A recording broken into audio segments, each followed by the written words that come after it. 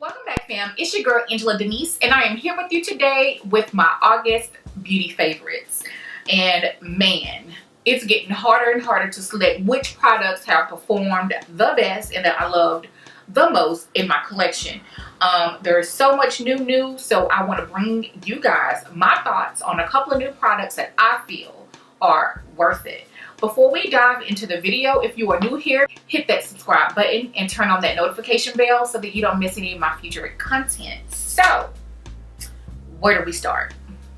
I think I'll go ahead and start out with something that you guys have been asking me about over the last couple of weeks, and that is that little fridge right there behind me. So, I purchased this Keep It Cool mini fridge off of Macy's.com. Unfortunately, it is no longer available, but I do recommend the brand Coouli. They do have some really great mini fridges, and I actually was going to purchase one from them, but then this one here went on sale. So what I believe happened is Macy's decided to get in the skincare mini fridge game, and I don't think the product did too well. Number one, it was super expensive. I believe that I got mine for 40 to 50% off. The original price was almost $150 because you got like some pack of stickers and the mini fridge, and then it's like insulated bag. I'll put a picture of what the kit looked like, but it was like almost $150. But I ended up getting mine for about $75, which was a little bit cheaper than the Coouli fridge that I was going to get. But because I've been getting so many questions about it, I still wanted to come and share with you guys what my thoughts were on the mini fridge. So probably for like the last year and a half, I have been really into skincare. So I seen these little mini fridges on Instagram and other YouTube channels, and I was a little bit intrigued by them. So I really liked the idea of keeping my skincare serums in a mini fridge. Number one, because it will extend the life of vitamin C, because most vitamin C serums are quite unstable. So I wanted to kind of use it for that.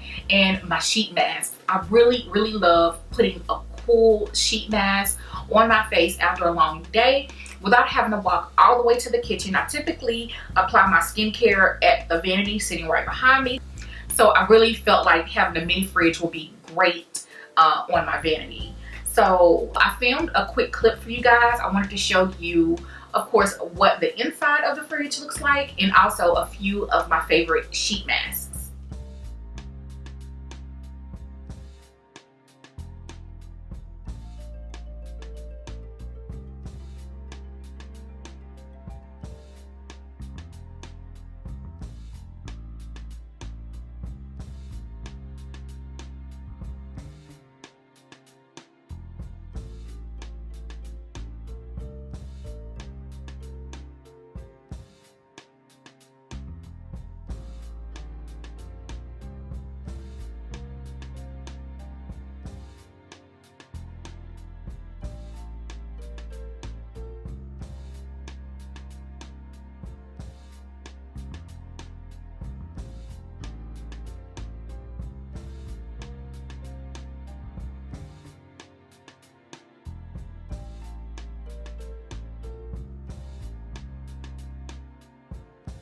So next up are eyeshadow palettes. I really haven't purchased very many eyeshadow palettes this year, but these two have really stood out. I purchased these over the last couple of weeks. I just recently shared these with you guys in my monthly beauty haul. Both of these I did purchase. Well, actually, this one I purchased in July, and then this one I purchased at the beginning of August, or either right at the end of July. So we all know the packaging on the Jacquiana palette is stunning, first of all.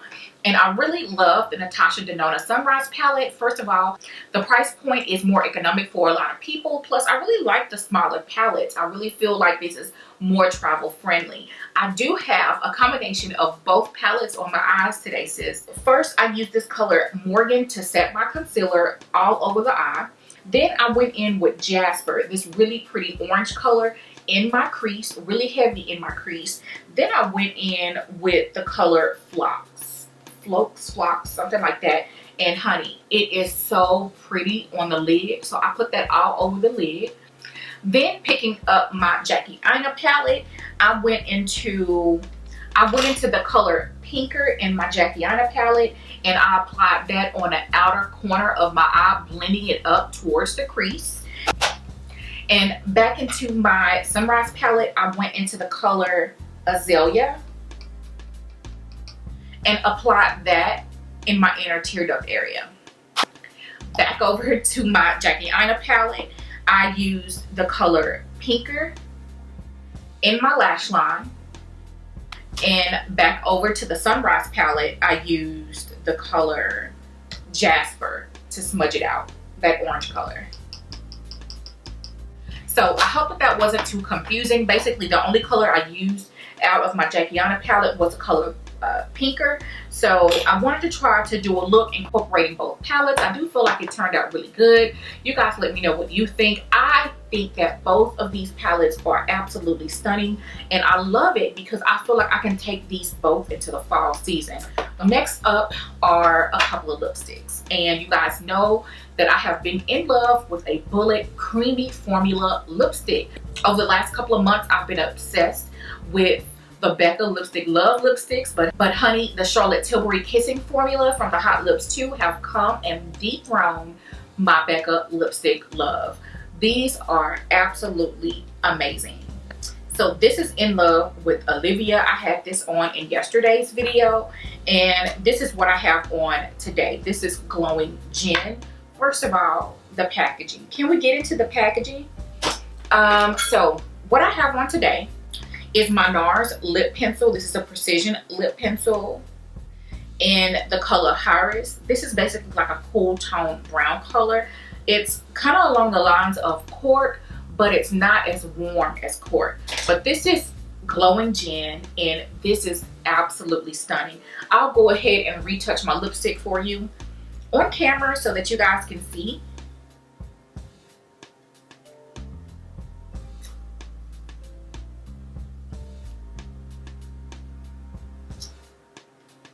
And this is what the color looks like. I'm just obsessed. The formulation, I have heard so much about Charlotte's Kissing formula, and it's just so comfortable on the lips, non-drying. And I have been really into creamy lipsticks, and these do not disappoint. So if you guys have been wondering about these lipsticks, not the matte formula, but the Kissing formula is the bomb, and I am in love with both of these shades. All right, let's switch gears and talk about kind of like a body care type of item. And I don't know if you can tell, sis, but honey, I'm glistening. And it has been this Neutrogena Ultra Sheer Body Mist Sunscreen 70. This is the one that I wear when I'm, of course, showing shoulders and I'm out and about and I need my sunscreen protection. Honey, it's, I mean, I just kind of rub it in and you just see the glow, okay? I mean, it just gives you the prettiest glow. It's just stunning. I absolutely love this stuff. You guys see the glow? I think that this leaves the prettiest, nice sheen to the skin without feeling heavy or sticky or glittery or anything like that. It just makes the skin look really nice, healthy, and shiny. And for what, I think this was like $8. You can't beat it. Where has this been my whole life? And yes, I did pick this tip up off of Scott Barn. This is more than just a sunscreen. This is more like a body shine and sunscreen protection in one, so you really can't beat this. So there's a few weeks left in your hot girl summer, and you need to go check this out. Next up are two Cover FX products that I picked up probably a month and a half or so ago now. I did feature this product on my channel a few weeks back when I did a Cover FX focused video, and that is none other than the Cover FX Monochromatic Blush Duo and the Monochromatic Bronzer Duo. Of course, I really don't like the packaging. I really feel like it looks dingy, and I don't like the fact that they do look like bars of soap and they do kind of get dirty, and it's just not a good look on the packaging. But the product inside is bomb. This is spiced cinnamon. I feel like it is absolutely stunning on the skin. I did use it in that video that I was telling you guys about. So if you want to check it out, go and look at that video. This is the Suntan Bronzer. I do regret that Cover FX didn't release more shades, which I'm kind of surprised about because Cover FX does a great job with inclusivity in shade ranges. So I'm surprised that they only had 2 bronzer shades, but this one does fit my skin tone. Honestly, if you're anything past an NC50, you're not going to be able to wear this at all. So for skin tones lighter than NC50, this is a great bronzer because I feel like you can get the matte look and you can also get a more radiant look, which I have been living for this summer. So yeah, these are the bomb. And for some reason, I've been kind of blush obsessed this summer, and I do think that that trend is going to go well into fall and winter because there's more blushes coming out that I need to try. But I just want to make sure that you guys get into this color. Spiced Cinnamon looks so good on my skin tone. I do not have it on right now. I actually have one of my favorite Tom Ford blush in Ravish, but this, ma'am, you need to get you some. All right, next is a concealer. I do believe that I mentioned this on my channel before, but I just have to come back and let you guys know once again how amazing this concealer is. This is literally hands down one of the best concealers I have in my collection. Definitely one of the best concealers that I've tried out all year. I am wearing it under my eyes today.